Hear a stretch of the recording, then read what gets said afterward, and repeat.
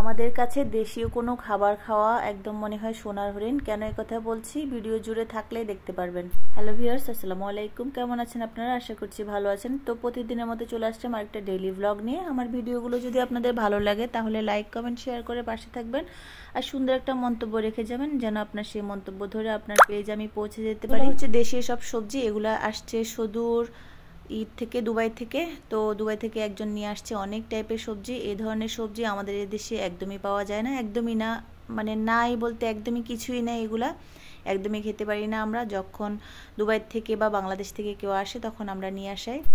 সেজন্য আমি বলেছি আমাদের এদেশে বাংলাদেশীয় কোনো জিনিস খাওয়া আসলে আমাদের কাছে খুবই একটা জিনিস। তো বিভিন্ন জিনিস নিয়ে এসেছিল উনি। প্রথমে দেখিয়েছিলাম কচু, এখানে হচ্ছে পটল, এগুলো হচ্ছে কাকরোল, আর বিভিন্ন ধরনের সবজি নিয়ে এসেছে যা বলার বাইরে। আসলে কেউ কারোর জন্য এরকম নিয়ে আসে না, উনি আমাদের জন্য নিয়ে এসেছিল একদম পুরো একটা বাক্স ভরে, না হলেও 10-15 কিলো হবে সবগুলো মিলিয়ে। মিনিমাম তো 10 কিলোর উপরে হবে। ভ্যারাইটিস সবজি উনি নিয়ে এসেছে, তা আমার কাছে তো খুব ভালো লেগেছে। আর এটা হচ্ছে বাংলাদেশি সিম। সিম আমরা এখানে খাই, কিন্তু বাংলাদেশি সিমের যে একটা আলাদা টেস্ট, ওইটা কিন্তু এদেশের সিমে পাওয়া যায় না। এদেশের সিমগুলা হচ্ছে দুই টাইপের হয়, একটা হচ্ছে একদম চিকন চিকন, আর একটা হচ্ছে একটু চ্যাপটা, মানে একটু লম্বা লম্বা। এটাকে কি বলবো জানি না। হচ্ছে বাংলাদেশে যে গাছের মধ্যে ধরে কড়ই গাছ, কেমন যেন পাতা পাতা, ওই টাইপের সিমগুলো এখানে পাওয়া যায়। তো এই তো। আর এখানে ছিল হচ্ছে ধুন্দুল। তো ধুন্দুল আসলে অনেক বছর খাওয়া হয়নি। তো একদম সব কিছু কিন্তু ফ্রেশ ছিল, সব ভেজিটেবলগুলো একদমই ফ্রেশ ছিল। তো এতে ধুন্দুলও প্রায় অনেকগুলো, 1-1.5 কিলোর উপরে হবে। ভ্যারাইটিস ভেজিটেবল নিয়ে এসেছে, আসলে আমাদের কাছে তো খুব ভালো লাগে। আমরা মনে হয় পাই না দেখি, ওই কারণে সবজি খেতে আমাদের খুবই পছন্দ। বাংলাদেশে থাকলে মনে হয় অত পছন্দ হতো না। আমরা এখন যে কোনো সবজি পেলে এত ভালো লাগে, এত পছন্দ করি খেতে। আর এটা হচ্ছে ঝিঙা, ঝিঙা না চিচিঙ্গা, আসলে আমি খুব একটা নাম জানি না, উলট পালট করে ফেলি। তো এটাও একদম ফ্রেশ ছিল।